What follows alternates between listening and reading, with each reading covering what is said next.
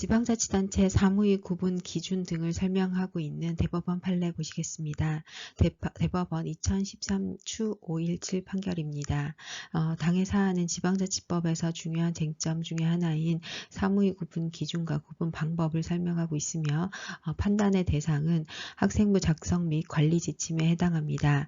그리고 상급기관인 교육부 장관이 지방자치단체에 해당하는 전라북도 교육감 및 직무이행명령을 내린 사건에 해당합니다. 사실관계를 보시면 교육부 장관이 훈령을 개정하여서 학생부 작성 및 관리 지침을 마련하도록 하였고 이와 비슷한 시기에 국가인권위원회에서 학생부 기록에 관한 삭제심의제도 또는 중과삭제제도를 도입하도록 권고하였습니다. 이러한 상황에서 갑인 전라북도 교육감은 관할 학교에 관련된 학생부 작성 및 관리 지침을 마련하였는데 이 내용이 교육부 장관이 내린 내용과 충돌하는 내용이었습니다.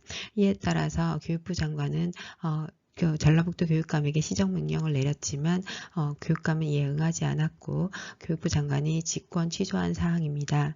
서로 다른 내용의 구체적인 사안을 보시면 교육부 장관의 개정 지침에서는 학적 사항란에 전학, 퇴출, 처분 등을 기재하고 특기 사안란에 징계 내용을 기재하도록 하고 이 내용을 보존하도록 기록을 하고 있습니다.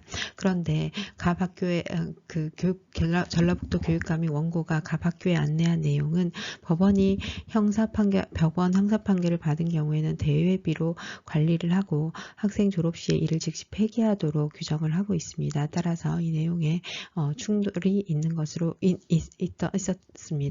그래서 관련 법령을 한번 보시면 사무의 성격을 파악을 하는 근거로서 교육기본법과 초중등교육법을 보았는데 교육기본법은 학교의 종류와 학교의 설립, 경영 등 학교 교육에 관한 기본적인 사항은 법률로 정한다고 규정을 하고 있고 그에 관련돼서 초중등교육법을 보시면 학교의 장은 학생의 학업 성취도와 인성 등을 종합적으로 관찰 평가하여서 학교 지도 및 상급 학교의 학생 선발에 활용할 수 있다고 하였고 그 내용은 그 자료는 교육부령으로 정하는 기준에 따라서 작성 관리하도록 하고 있습니다. 따라서 교육부령이니까 중앙정부가 개입할 수 있는 여지를 초중등교육법에서 두고 있는 것으로 보입니다. 그리고 그 기록할 내용의 항목으로서 행동 특성 및 종합 의견을 쓰도록 하고 있고 그 밖에 필요한 사항은 교육부령에서 정하는 바에 따라야 하며 그리고 그 자료가 한 지역 지방자치단 한 학교에서 작성된 경우에 이 학생이 다른 학교로 전입하는 경우에 그것이 지방자치단체를 넘어서는 경우에도 그 전입한 학교 장에게 넘겨줘야 한다는 원칙에 의해서 이제 사무가 이관될 수도 있도록 하고 있습니다. 자, 그러면 관련 지방자치법을 보시면 제167조 1항에서 지방자치단체나 그 장이 위임받아 처리하는 국가사무에 대해서는 상급기관이 시도에서는 주무부 장관, 시군자치구에서는 시도지사 그리고 주무부 장관의 지도 및 감독을 받도록 하고 있습니다. 원칙적으로 위임사무이기 때문이죠. 자, 그리고 170조 1항에서는 지방자치단체의 장이 그 의무에 속하는 위임사무에 관한 관리와 집행을 명백히 게을리하고 있다고 인정되는 경우에는 서면으로 상급기관이 이를 이행할 사항을 명령할 수 있도록 규정하고 있습니다. 그리고 지방자치단체의 장은 자치사무에 관해서는 소송을 제기할 수 있도록 규정을 하고 있습니다. 그러면 이 사안에 관한 사무의 성질을 판단을 하고 있는데 우리 법원은 학교생활 기록의 법적 성격을 전국적 통일적 처리가 필요한 사항이다. 학교생활 기록에 관한 사항 자체는 교육부령에서 규정을 하고 있고 그리고 교육부령에서 구체적인 학교 특성이나 종합 의견까지 기록을 할 수 있도록 하고 있고 그리고 학생이 전출한 경우에는 타 시도에도 넘어갈 수 있는 사안이기 때문에 당해 사안은 지방의 사항이 아니라 국가 위임사무로 보고 있습니다. 그런데 이 교육감이 이것을 자칫사무로 보아서 사무를 이미 집행한 경우에 당해 사안을 집행한 공무원을 징계할 수 있는지에 대해서는 우리 법원은 사무의 성격이 충분히 객관적으로 보아서도 확립되었다고 보기 어렵고 법률의 종합적인 해석을 통해서 이것이 국가위임 사무로 판단이 되는 것이기 때문에 그 판단은 결국 법원에서 이루어진 것이기 때문에 집행하는 공무원의 입장에서는 그것을 자칫사무로 보아서 사무를 집행한 것이 위법한 것이다 라고 보기까지는 어렵다라고 판단을 하였습니다.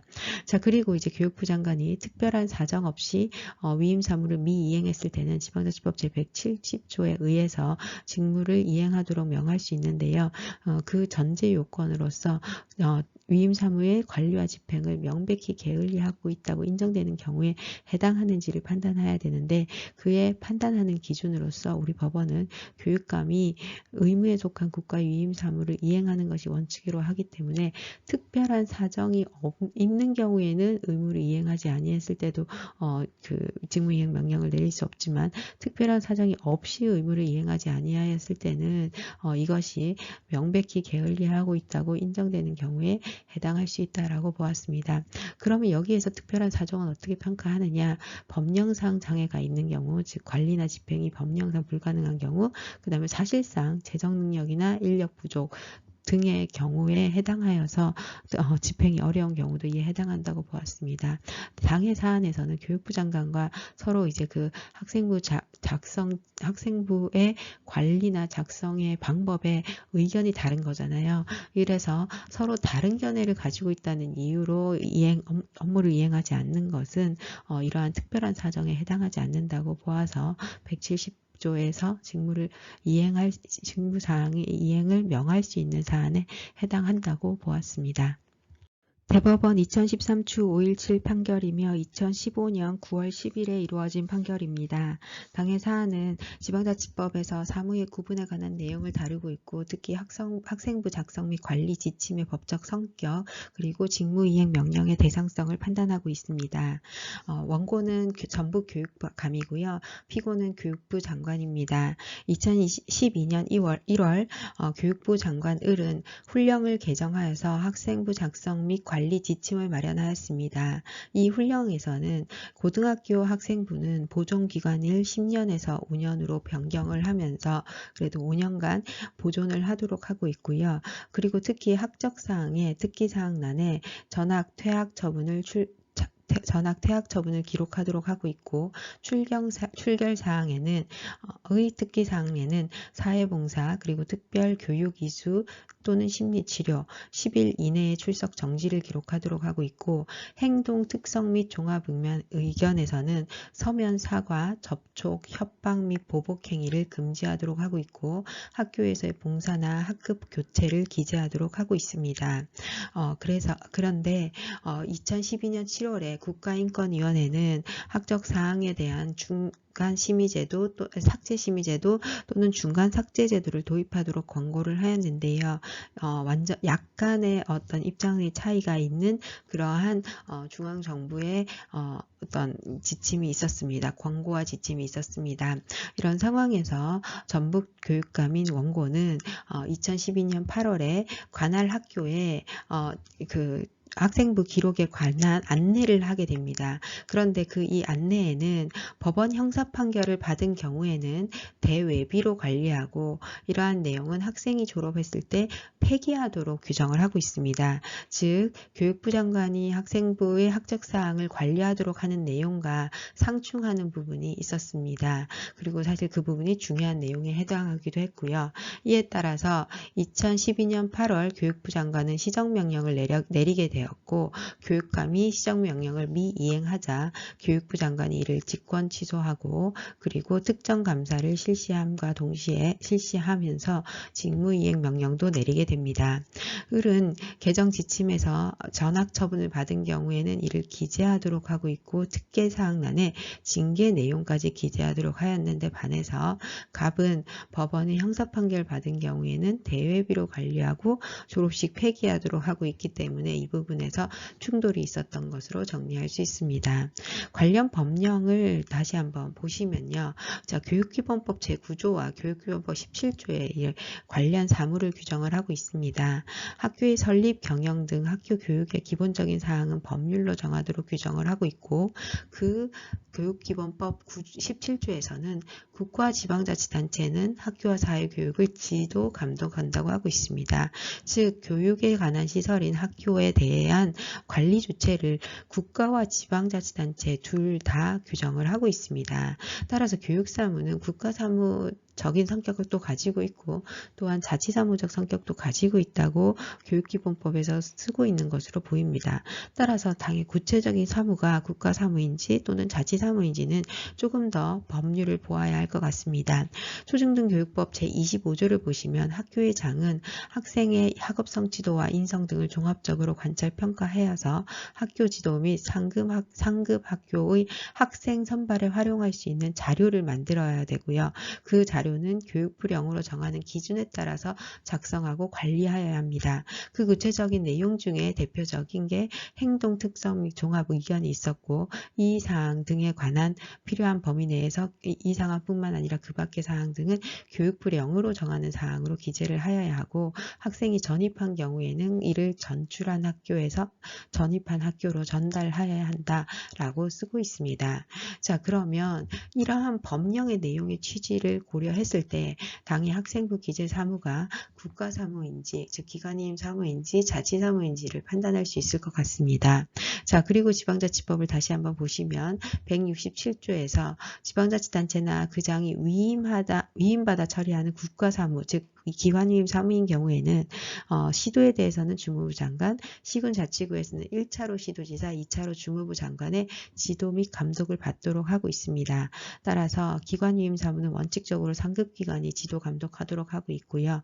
또한 기관위임 사무인 경우에 그 사무의 집행을 지방자치단체의 장이 명백하게 게을리하고 있다고 인정되는 경우에는 상급기관은 기간을 정하여 서면으로 이행할 것을 명할 수 있도록 지방자치법에서 규정을 하고 있습니다.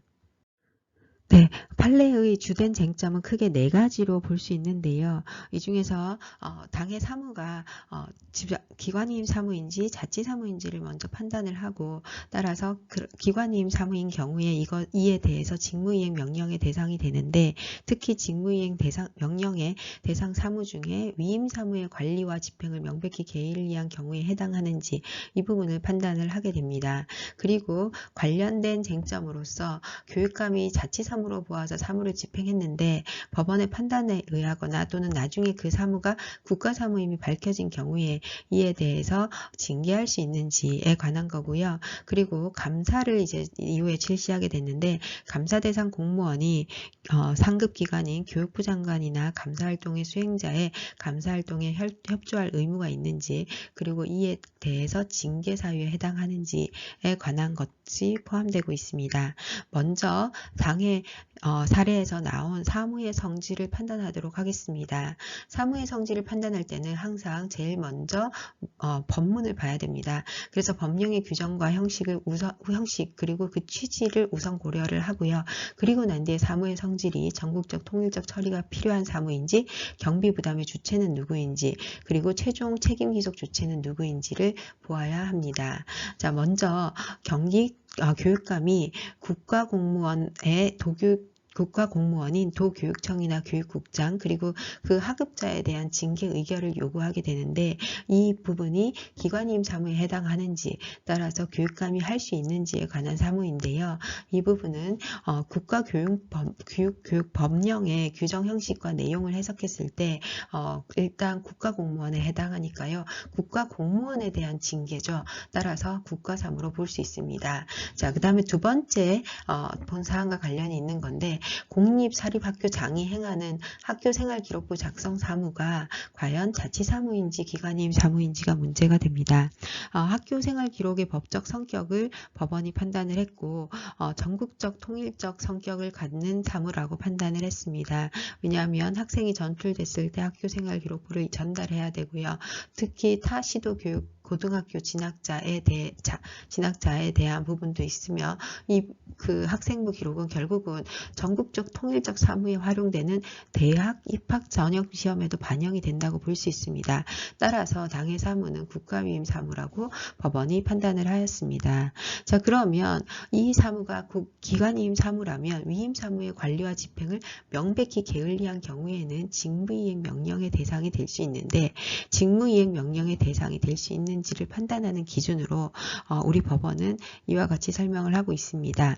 교육감은 의무에 속한 위임 사무를 이행하는 것이 원칙이기 때문에 특별한 사정 없이 의무를 이행하지 아니할 때는 당해 직무를 명백히 게을리한 경우에 해당한다라고 보았습니다. 그렇다면 특별한 사정의 의미는 무엇이냐? 법령상 장애가 있거나 사실상의 장애가 있어야 되는데요. 법령상 장애가 있는 사무는 법령상 관리와 집행이 불가능한 사무로 볼 수 있고, 사실상 장애가 있는 사무는 재정 능력이나 여건 그리고 인력이 부족해서 할 수 없는 경우에 해당합니다. 그런데 당해 사안의 경우에는 단지 교육부 장관과 교육감이 다른 견해를 취한 경우에 해당하기 때문에, 즉 학생부 기록의 방법이나 관리 방법이나 또는 작성 방법에 대해서 다른 견해를 가진 경우에 해당하기 때문에 이 사안은 직무이행 명령의 대상 사무에 해당한다라고 판단을 했습니다. 그러면 조금 더 당해 사무의 성질을 판단하는 방법을 보시겠습니다. 사무의 구분을 하는 근거를 우리 법원이 이와 같이 설명을 하고 있습니다. 먼저 국가공무원 징계사무에 관해서는 당해 사무에 관한 법령을 조금 더 중요하게 보고 있는 것으로 보입니다. 따라서 교육공무원의 징계사무의 성격과 권한의 위임에 관한 국가공무원 법령의 규정 형식과 내용 등에 비추어 봤을 때 국가공무원인 도교육청 및 교육국장 그리고 그 하급자인 장학관, 장학사에 대한 징계는 원칙적으로 국가사무이고, 그 일부인 징계의결 요구의 신청 역시 국가사무에 해당한다라고 보았고요. 따라서 교육감이 담당 교육청 소속 국가공무원인 도교육청 교육국장 및 그 하급자에 대해서 징계 의결 요구를 신청하는 사무는 국가사무라고 보았습니다. 따라서 이러한 법원의 판단을 보신다면 징계 사무의 성격, 권한 위임에 관해서는 우리 법원이 법령에서 우선해서 판단을 한 것으로 보입니다. 즉, 이 판단에서 1단계에서 주로 이제 그 사무의 성격이 명확하게 보이는 사례로 판단을 한 것으로 보이고요. 그 다음에 이제 사무의 구분에 관한 학교생활 기록에 관한 내용들은 법령도 함께 보지만 또 사무의 성격도 매우 중요하게 보고 있습니다. 이 뜻은 이 학교생활 기록부 사무에 관한 것은 법령만으로는 명확하지 않고 사무의 성격도 조금 더 중요하게 보아야 그 사무의 성격이 명확하게 드러난다라고 보는 거죠. 그래서 그 내용을 보시면요. 학교생활 기록에 관한 초중등교육법, 고등교육법 시행령의 규정 내용에 의하면 이 사무는 상호간 전출하는 경우에도 활용되기 때문에 체계적 통일적 관리가 필요하며, 그 다음에 다른 시도에 소재한 고등학교에 전학하는 경우에 또 당의 기록이 입학 전역에 반영이 되고, 그 다음에 그리고 이러한 학교장이 행하는 학교생활 기록의 작성에 관한 사무는 국민 전체의 이익에 따라서 통일적으로 처리되어야 할 사무다라고 보고 있고, 그 다음에 이 사무인 경우에 사무라고 보고 있습니다. 따라서 이 사무인 경우에는 그 교육감의 지도 감독 사무가 필요한 국가 사무다라고 판단을 하고 있습니다. 그래서 사무의 성격, 사무에 관한 법률의 규정도 보고 있지만 사무의 성격, 그 중에서도 전국적 통일적 사무의 처리가 필요한지 여부도 중요한 개념으로 보고 있는 것으로 보입니다.